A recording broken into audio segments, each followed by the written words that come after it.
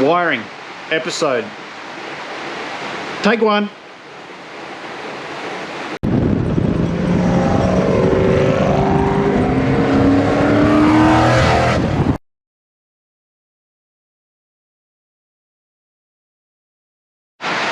Thanks for just snipping this, just chopping this one in here.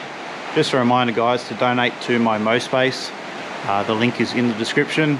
Thanks for any and all donations. I really appreciate it. And thanks for getting behind men's mental health and physical health. It makes a big difference. So back to the regular viewing right now. What did we do first? First thing we did is to get the wiring diagrams of the HTKG. This one here happened to be pretty close to what was actually in the car.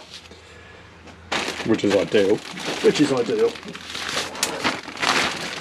Then we pulled all the harness out of the car, as you can see. And you see that went through and labelled everything. So this is the engine firewall plug, dash lights and bits and pieces, brake light switch, and so on. Everything's wired. No, lights don't turn on. Well, it's faulty already. Ignition goes there. That goes to the rear body and so on. All that. So on and so on. So then I drew it up so I knew exactly what I had. So that is the harness that's just there.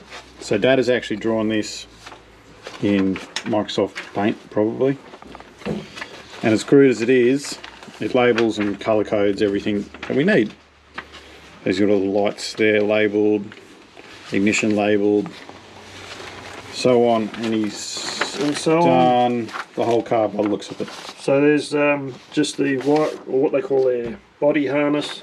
So that's for the front. That's the front body harness with all the white lights and wipers and stuff. So that's the body harness with the fuel tank, rear lights, dome light. That'd be fancy. I don't have one of those. So well, there wasn't a dome light there with the original. So we, so I put it in, I looked at the wiring diagrams, worked it out and what wires are where. And same with the boot light, there was no boot light, but we're going to add that. Cause yeah. Well, there is a doom light. A doom light? What's that one? A dome light is the interior one, but it didn't have a boot light. Yeah. So we're also adding a trailer plug. Trailer plug is set in there as well. So I drew all that up, worked out what we wanted. And what we had. From what we had. I went through and checked the old harness, literally checked every cable and went along to make sure that it wasn't damaged anywhere because it is an old wiring harness. But so this is the original harness out of the car? Yes. Along with all that in other bags. And checked it out thoroughly, even used the multimeter to check there was no dead shorts in bits and pieces. And it all came up really good actually, so I was happy with that. Which is surprising for a car that's sat outside for Christ knows how long. Yeah. So this is our rear body harness. This goes. This will eventually plug into. Yeah, there. There. And that goes to our tail lights and so on. Tail lights and so on. Dad's actually put another plug in here, so we've got a separate plug. For trailer. Oh, and then that one plugs the lights in, does it? That one plugs the lights in, yeah. Okay, that makes more sense now. Lights. Fuel gauge. Because this one is important to us because I'm going to actually have a fuel gauge on the Holley Sniper dash. And this green wire, like it's green on this thing here, on the drawing, it's green. That will be for the boot light.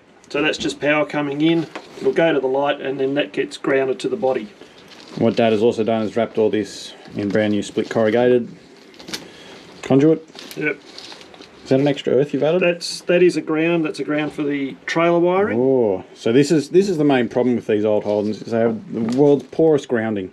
They do. It is terrible. And I've actually gone a step further. Is I've grounded the lights on the back because, as we all know, tail lights like to. Holdens, these sockets are notorious for bad grounds. So what Dad has done is actually pulled these sockets apart. I'm assuming it's that wire. Yep. He's drilled a tiny little hole somehow. Down the side. And added a ground wire in. Which goes back to that little this ground. This ground? That ground. That ground. Sorry, not that one, this one. So that should prevent all the lights from not working. Yeah, so they've all, Ideally they'll all work now. yeah, so they've all got a ground, which grounds that. Well, so you pulled the socket apart, and you actually soldered it onto that? Yeah, I pulled out this centre ring. Now to get the centre piece out, you actually have to drill one hole on each side and push it through. There's like some barbs, so you sort of have to push it pretty hard back against the plastic. So for the average punter, you're probably going to break that. It's a good chance you may break it if you try to at least break one before you get it apart. That gets that centre bit out, and the little tabs that go down these holes, which is what you're pushing against, I've soldered it. I've actually soldered the ground wire to that, so it's got a proper ground. And then they're all joined up, and they come back to this, which will get ground onto the body on the car. Yeah, so there's actually going to be extra body ground, so that'll obviously bolt to the body, along with wherever the other one is. There is another one there. And then there'll be an earth strap from the battery to the body, from the battery to the engine, from the engine to the body, trans to body, dash to body. We're just going to go overkill because you can never have enough earths. And this is the number plate. I haven't terminated this in any way because it goes through a bit of a silly little hole in the body and a little rubber grommet. So that's another story. Yeah. But all that stuff that Dad's wrapped up here is good to go. That is good to go. So that'll give everything from the dash back in the car. Can I have that and put it back in the car? Sure. It makes me look like I'm doing stuff. Yeah. There is still some little tabs. These are the original tabs on the wiring harness. I've left those in place. That's just where they locate. Most of this actually runs under the scuff plate on the driver's side, so yes, not super concerned about it. But so one of the next harnesses that I want to do will be the lighting harness in the front, and that's to tidy all this up. So we're going to leave that plug because all the pins are actually in pretty good nick, which is surprising because normally these tabs break off and the pins go flat and the connection's poor. What I am going to get Dad to do is Dad's going to put a probably 250mm stretch. He's going to lengthen that so I can actually tuck it up under the guard. So I've actually done the drawing and it's got in here. I know where Look, he's already made a note. Add 250. I'm glad you wrote it down as 250 and I said 250 because I was thinking 200. So that will have to be stretched somewhere along the line. Also the washer is no longer with the wiper motor, so this washer cable will have to be extended through to the washer body. And yeah, so that's the washer bottle. Holds the water, gives a little spray on the windscreen. So what we've got, more earths, but these are the factory earths and they're never good enough. So that's for the horn from memory. That is an indicator. Parkers and indicators. Now the parkers and indicators are going to be separated. Thomas wants them separated, so the bottom ones are going to be indicator. Originally, indicators had parkers or a dual filament globe. That means it just had like two little wires inside the globe, and when you turn the parkers on, it came on. When you turn the lights on, I think the parkers stayed on as well. And then when you hit the indicator, it would flash the other filament, or if your lights are off, it would just flash the indicator. That's fine, but people are quite stupid these days, honestly. So I'm going to put amber globes in here, so they're just an orange indicator. And then where the parker is, I'm actually going to remove from that and put into the headlights. So I'm going to run like an LED headlight, which will have a DRL or a day run light. I'm actually just going to turn that DRL into my parker light. They're going to be LEDs, so more than enough. And the LEDs won't draw bugger all current, so I'm never going to be worried about blowing a globe or anything. So and then there's a couple of the original clips which we can leave on there. Yeah, so this is the wiper, and that's the wiper. That's the one I've got to reroute. So Dad's actually got to pull all this tape off and pull that wire all the way back around to this joint, and then send it down the other side. Send it down the other side, and add 250mm in. So. Yeah.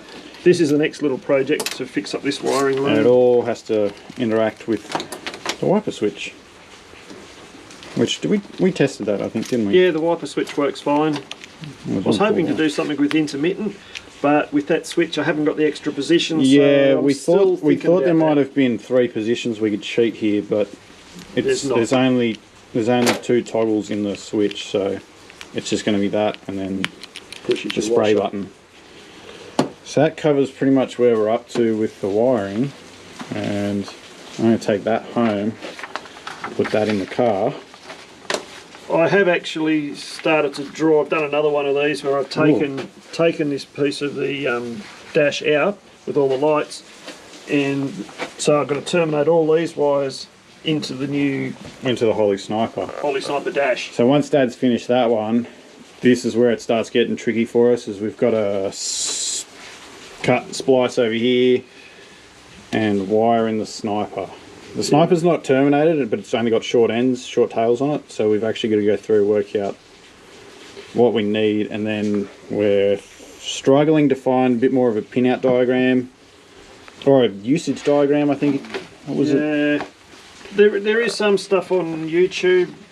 I can get this basically pin configuration, but I saw another chart somewhere on YouTube which seems to be a better layout, which I need to go back and find.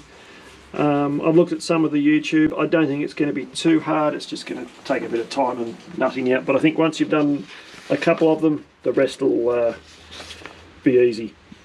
Yeah, so it's pretty much just for stuff like fuel gauge for one. I'm pretty sure the tacho's fine. We're going to have the indicators. So instead of having the dash globe, we're actually going to have the indicator on the Holley Sniper dash. What else? One other thing, there's also the fuse box which we're going to have to sort out. We haven't done a fuse box either. So that's something we're going to go to Jaycar and find, aren't we? We will, but typical, there's some of this is off the ignition side, you switched positive, some of it's constant active, so we may end up with a couple of smaller fuse boxes instead of one big one. Yes, we could probably go a painless wiring kit, but the painless wiring kits are not painless, they are a pain in the arse. As much as this makes it look easier. So we will... But one thing I did find when I started pulling this apart is Holden very nicely joined some cables inside here. And that's what this little red dot is. You've got 4 red cables, and that little red dot is where they're actually joined together somewhere in this mess. And probably these weird pink ones. Yeah, like this one's, all these grey ones go into one, and they've crimped it all and soldered it in there. Perfect. It's not crimped, it's soldered. So it would be soldered. Holden did actually solder stuff. Yeah. It's when you find tape and then raw solder joints is when shit's been added.